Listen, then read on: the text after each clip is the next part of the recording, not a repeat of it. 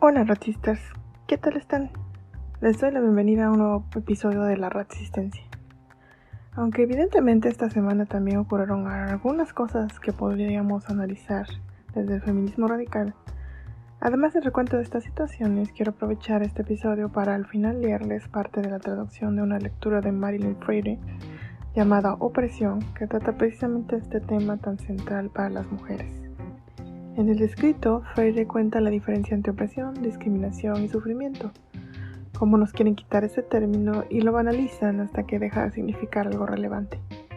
Pero comencemos con las situaciones que ocurrieron esta semana. Iniciamos con una recomendación. Quizá conozcan el blog de Megan Murphy, escritora, periodista, creadora del blog Feminist Current. En este blog realizan un podcast con el mismo nombre donde entrevista a varias personalidades. En esta ocasión entrevistó ni más ni menos que a Janice Raymond, autora de un libro ampliamente conocido, muchas veces incomprendido, llamado El Imperio Transexual. Este libro, escrito inicialmente en 1979, con una revisión en 2004, habla del conflicto entre el transgenerismo y el feminismo. La entrevista, aunque en inglés, fue muy interesante. Este libro siempre ha sido considerado por los transgeneristas como un postulado del odio hacia ellos, cuando en realidad lo que afirma es que si se aboliera el género no habría necesidad de caer en hormonas y múltiples operaciones para tratar de imitar algo que nunca se logrará, cambiar de sexo. En su libro habla de que la visión quirúrgica y médica fue la que imperó desde siempre en la solución al problema de personas que no están conformes con la camisa de fuerza que es el género, impulsando a estas a quitarse órganos sanos, sustituirlos con imitaciones estéticas que será muy difícil, si no imposible, que funcionen como lo que fue retirado. Sin embargo, incluso sin caer en este tipo de modificaciones extremas, Raymond también criticaba la perpetuación del género que se realiza con el transgenerismo en general, pues al decir que existen comportamientos o vestimenta de mujer o de hombre, se perpetúa un sistema que más bien debería abolirse, en el cual un sexo siempre ha estado subordinado al otro, usando precisamente el género como herramienta. Y con esta reafirmación además está ocurriendo la erosión de los derechos de las mujeres basados en el sexo, una batalla que tomó años y muchos sacrificios de feministas desde que inició este movimiento. Así que les recomendamos no solamente ese podcast, sino también, si les es posible, buscar el libro y leerlo. Realmente es muy aleccionador.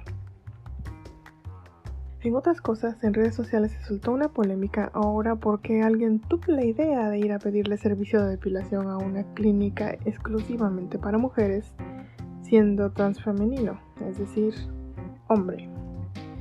Este hombre biológico encontró mal que entre los cientos y cientos de clínicas de depilación que existen nada más en la Ciudad de México y área metropolitana, muchas de ellas mixtas, una se negara a atenderlo por ser hombre biológico. No importa que en una clínica de depilación para mujeres a veces se requiera cierto nivel de privacidad, dependiendo del servicio que se les ofrezca.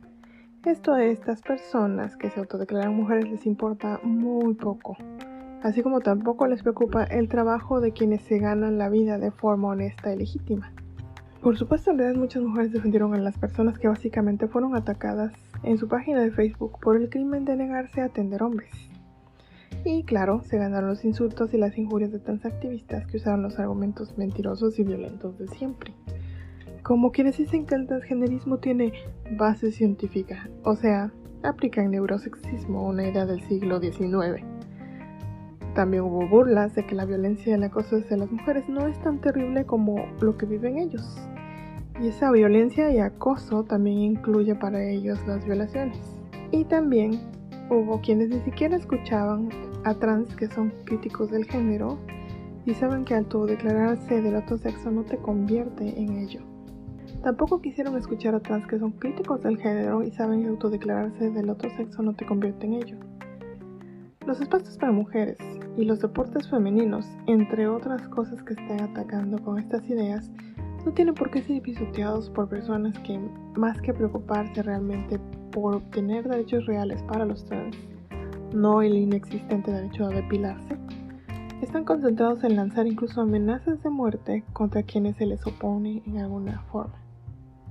Finalmente les compartimos un fragmento del texto Opresión, escrito en 2000 por Marilyn Freire. Es una reivindicación fundamental del feminismo que las mujeres son oprimidas. La palabra opresión es una palabra fuerte, repele y atrae. Es peligrosa y peligrosamente de moda, y está en peligro. Es muy mal usada y algunas veces no de forma inocente. La afirmación de que las mujeres son oprimidas frecuentemente es vista con la pretensión de que los hombres son oprimidos también. Escuchamos que oprimir es opresivo para aquellos que oprimen, tanto como para aquellas que son oprimidas. Algunos hombres citan como evidencia de su opresión la muy publicitada incapacidad de llorar. Es duro, nos dicen, ser masculino. Cuando el estrés y la frustración de ser hombre son citadas como evidencia de que los opresores son oprimidos por su opresión, la palabra opresión se estira hasta ser irrelevante. Es tratada como si su alcance incluyera todas las experiencias humanas de limitación y sufrimiento, no importa la causa, grado o consecuencia. Una vez que tal uso ha sido impuesto sobre nosotras, entonces, si negamos alguna vez que cualquier persona o grupo es oprimido, parece que implicamos que pensamos que nunca sufrieron o no tienen sentimientos. Somos acusadas de insensibilidad, incluso de intolerancia.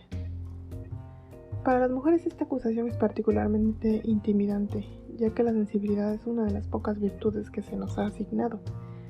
Si nos ven como insensitivas, tememos no tener ninguna cualidad positiva y quizá no ser verdaderas mujeres. Así, nos silencian antes de que comencemos siquiera a hablar.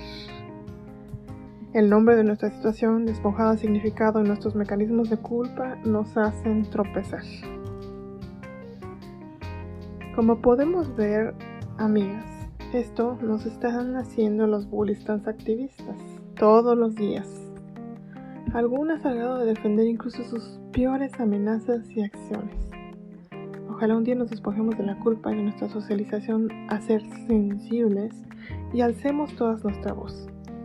Mientras tanto, quienes ya lo hacemos de alguna forma, continuaremos la lucha. Aquí termina este episodio. Como siempre, les recuerdo que estamos como La Ratsistencia en Twitter, Facebook, YouTube y TikTok. Este podcast está disponible para escucharse en las plataformas más conocidas, como Apple Podcasts, Google Podcasts, Spotify, así como otras como TuneIn, Podbean, SoundCloud, Overcast, Radio Public y Breaker. Y es todo. Esperamos que tengan una feliz y radical semana.